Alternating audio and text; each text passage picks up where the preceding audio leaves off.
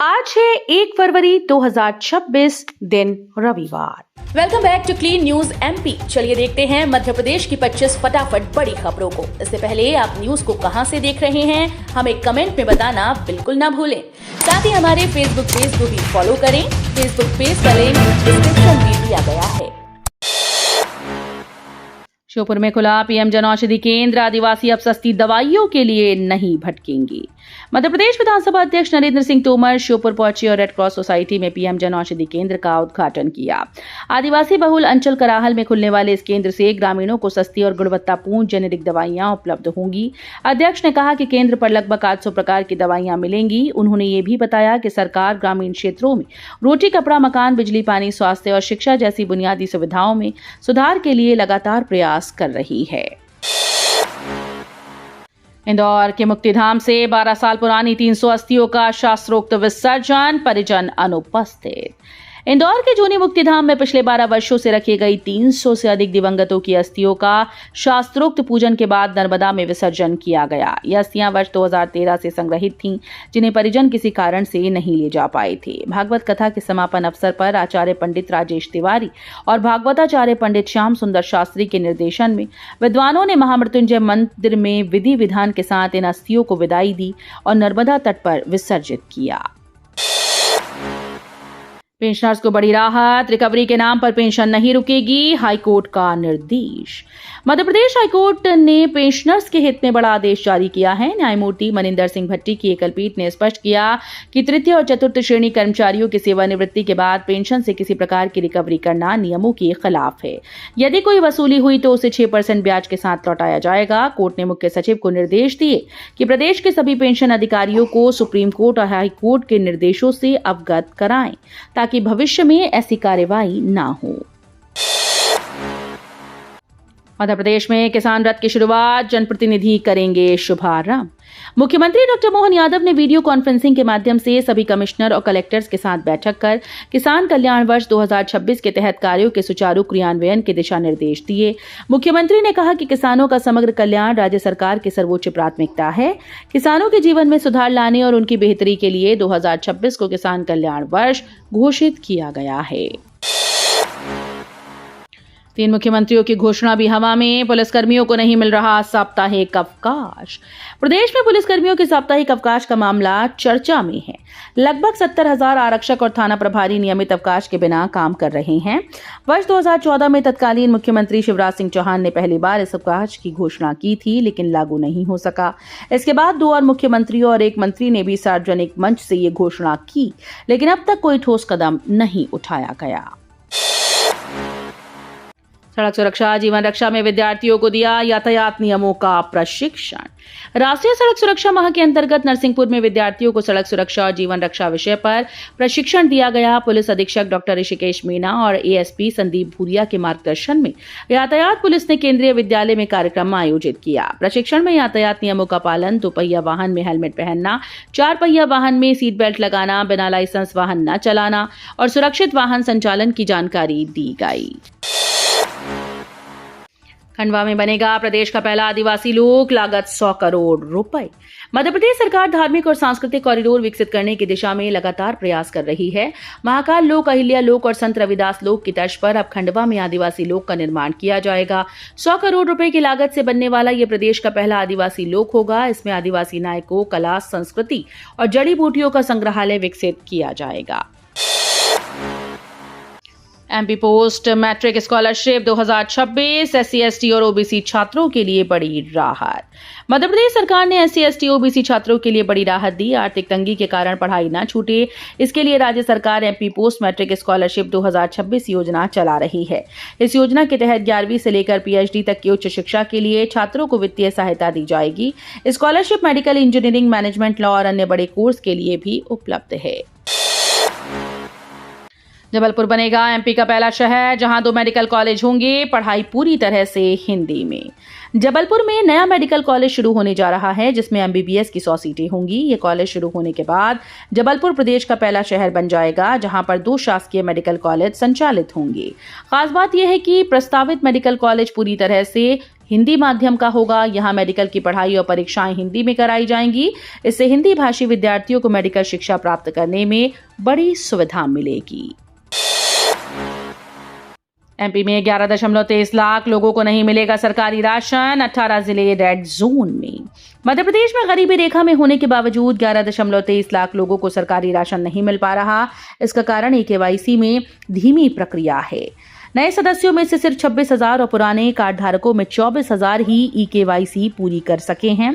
प्रदेश के 55 जिलों में राशन पात्रता में नए और पुराने सदस्यों के नाम जोड़े गए, लेकिन अधिकांश परिवार अभी भी खाद्यान्न से वंचित हैं। एमपी में अब घर बैठे मिलेगी पुरानी रजिस्ट्री की सर्टिफाइड कॉपी, शुरू हुई मोबाइल ऐप सुविधा। मध्य प्रदेश में अब पुरानी रजिस्ट्री की सर्टिफाइड कॉपी लेने के लिए सब रजिस्ट्रार कार्यालय जाने की जरूरत नहीं है। पंजीयन विभाग ने संपदा 2.0 पोर्टल और मोबाइल ऐप पर यह सुविधा शुरू कर दी। जिन रजिस्ट्री का डिजिटाइजेशन नहीं हुआ है, उनकी सर्टिफाइड कॉपी के लिए भी ऑनलाइन आवेदन किया जा सकेगा। विभाग इसे डिजिटाइज कर ऑनलाइन उपलब्ध कराएगा। कैलाश विजयवर्गीय का यू टर्न, विवादित बयान पर दी लिखित सफाई। कैलाश विजयवर्गीय ने अपने हालिया बयान को लेकर लिखित सफाई जारी की। मंत्री ने कहा कि उनका बयान स्कूली बच्चों में नैतिकता और चरित्र सुदृढ़ करने के उद्देश्य से दिया गया था। उन्होंने आरोप लगाया कि कुछ लोगों ने उनकी बात को तोड़ मरोड़ कर पेश किया, जिससे विवाद खड़ा हो गया। विजयवर्गीय के बयानों से अक्सर चर्चाएं और विवाद पैदा होते रहते हैं, लेकिन इस बार उन्होंने स्पष्ट किया कि उनका मकसद शिक्षा और नैतिक मूल्यों को उजागर करना था, न कि किसी को अपमानित करना। एमपी में 20 नए मेडिकल कॉलेज और 100 एकड़ में इंडस्ट्रियल एरिया, सीएम का बड़ा ऐलान। मध्य प्रदेश के मुख्यमंत्री डॉक्टर मोहन यादव ने भैरवनाथ मंदिर का लोकार्पण किया और क्षेत्र में 26 करोड़ की लागत से 4 निर्माण कार्यों की सौगात दी। मुख्यमंत्री ने ऐलान किया कि प्रदेश में वर्तमान में 30 मेडिकल कॉलेज हैं, जिनमें 18 सरकारी और 12 प्राइवेट हैं। आने वाले 2 साल में 20 नए मेडिकल कॉलेज खोले जाएंगे, जिससे संख्या 50 हो जाएगी।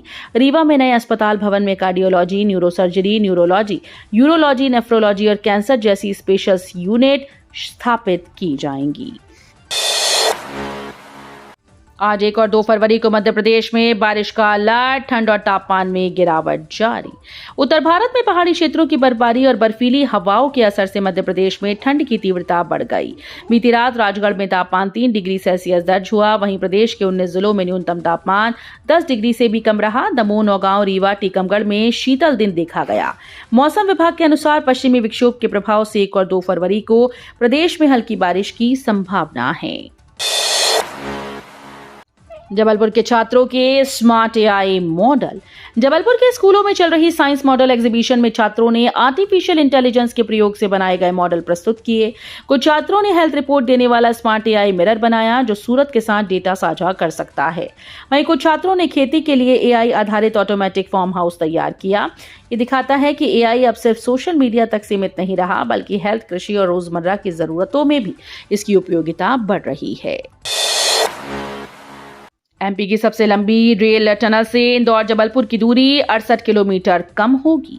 मध्य प्रदेश के पश्चिमी हिस्से में Indore Budhni rail line project पर तेजी से काम चल रहा है। इस प्रोजेक्ट के तहत 8.6 किलोमीटर लंबी टनल तैयार की जा रही है, जो राज्य की सबसे लंबी रेल टनल होगी। इससे इंदौर से जबलपुर और अन्य शहरों के बीच दूरी 68 किलोमीटर तक घट जाएगी। 205 किलोमीटर लंबी इस लाइन को तत्कालीन मुख्यमंत्री शिवराज सिंह चौहान के कार्यकाल में स्वीकृत किया गया था। सरोजनी नायडू कॉलेज में छात्राओं के लिए परिवार कल्याण और जीवन कौशल डिप्लोमा कोर्स शुरू। राजधानी के Sarojini Naidu girls PG college ने छात्राओं के सर्वांगीण विकास के लिए एक नई पहल शुरू की है। कॉलेज में परिवार कल्याण, विवाह और सामाजिक परामर्श और व्यवहारिक जीवन कौशल पर आधारित विशेष डिप्लोमा कोर्स शुरू किया जा रहा है। इस कोर्स के माध्यम से छात्राओं को सैद्धांतिक ज्ञान के साथ व्यवहारिक प्रशिक्षण भी मिलेगा। कार्यक्रम में राष्ट्रीय प्रौद्योगिकी संस्थान के संस्थापक और सेवानिवृत्त प्राध्यापक सदानंद सप्रे ने परिवार कल्याण के महत्व पर अपने विचार साझा किए। इंदौर के यशवंत सागर और सिरपुर तालाब का पानी भी गंदा, पेयजल सुरक्षा पर सवाल। इंदौर में दूषित पेयजल से त्रासदी के बाद अब यशवंत सागर और सिरपुर तालाब के पानी की भी स्थिति चिंताजनक है। शहर के बड़े हिस्से में जलापूर्ति के लिए इस्तेमाल होने वाले यशवंत सागर में औद्योगिक और आवासीय क्षेत्रों का दूषित जल सीधे मिल रहा है। जिला विकास समन्वय और निगरानी समिति की बैठक में जनप्रतिनिधियों ने इस गंभीर समस्या पर चिंता जताई। जल स्रोतों की सुरक्षा और पानी की शुद्धता सुनिश्चित करना अब प्रशासन की प्राथमिकता बन गई है। एमपी में वाहन मालिकों को बड़ी राहत, अब आरसी से बैंक का नाम खुद हटाएं, कोई शुल्क नहीं। मध्य प्रदेश परिवहन विभाग ने वाहन मालिकों को बड़ी राहत दी है। अब वाहन लोन चुकाने के बाद गाड़ी के रजिस्ट्रेशन सर्टिफिकेट से बैंक का नाम हटवाने के लिए बैंक या आरटीओ के चक्कर लगाने की जरूरत नहीं। ये पूरी प्रक्रिया अब डिजिटल, फेसलेस और पूरी तरह से निःशुल्क हो गई। विभाग की इस पहल से लाखों वाहन मालिकों का समय और मेहनत बचेगी। वाहन मालिक आसानी से ऑनलाइन आवेदन कर आरसी से बैंक का नाम तुरंत हटा सकते हैं। सतना की जमीन पर एचसी ने लगाई मोहर, पूर्व एसडीएम को महिला शोषण में 10 साल की सजा। मध्य प्रदेश में न्यायालयों ने 2 अहम फैसले सुनाए हैं। हाईकोर्ट ने सतना की 11.57 एकड़ विवादित जमीन के मालिकाना हक पर आदेश दिया और पूर्व सीएम स्वर्गीय गोविंद नारायण सिंह के बेटे को बेची गई जमीन के स्वामित्व को संदेहास्पद करार दिया। कोर्ट ने अपंजीकृत दस्तावेजों पर कोई अधिकार न मानते हुए पूर्व सीएम के वारिसों की याचिका खारिज कर दी। इंदौर में 51 नलकूप फेल, प्रशासन ने लगाया लाल निशान, पीने के पानी पर रोक। इंदौर जिले में चलाई जा रही जल गुणवत्ता अभियान में 51 नलकूपों का पानी इंसानी खपत के लिए अनुपयुक्त पाया गया। जांच में पानी का लवण स्तर अधिक और स्वाद मानक से भिन्न पाया गया, जो स्वास्थ्य के लिए हानिकारक हो सकता है। प्रशासन ने अब इन नलकूपों पर लाल निशान लगाकर नागरिकों को आगाह किया है। इन नलकूपों के पानी का उपयोग प्रतिबंधित किया गया है। नागरिकों से अपील की गई है कि वो सुरक्षित और परीक्षण किया हुआ पानी ही उपयोग करें। ग्वालियर का सबसे बड़ा ब्लड बैंक खुद बीमार, जर्जर भवन और संक्रमण का खतरा। ग्वालियर के जय आरोग्य चिकित्सालय का ब्लड बैंक इन दिनों खुद ही बीमार नजर आ रहा है। ब्लड बैंक में स्वच्छता और हाइजीन के इंतजाम मानकों से कोसों दूर हैं, जिससे रक्त में संक्रमण फैलने का गंभीर खतरा बढ़ गया। भवन इतनी जर्जर स्थिति में है कि छत का प्लास्टर गिर गया, जिसमें एक कर्मचारी बाल बाल बचा। संवेदनशील ब्लड बैंक के लिए सख्त मेडिकल प्रोटोकॉल जरूरी है, लेकिन दीवारों पर सीलन और गिरते प्लास्टर ने संक्रमण का खतरा और भी बढ़ा दिया है। कस्तूरबा गांधी छात्रावास में शर्मनाक मामला, 13 साल की छात्रा ने बच्ची को जन्म दिया, वार्डन निलंबित। बालाघाट जिले से गंभीर मामला सामने आया। कस्तूरबा गांधी छात्रावास में पढ़ाई कर रही लगभग 13.5 वर्षीय नाबालिग छात्रा ने जिला अस्पताल में बच्ची को जन्म दिया। घटना के बाद प्रशासन, शिक्षा विभाग और पुलिस में हड़कंप मच गया।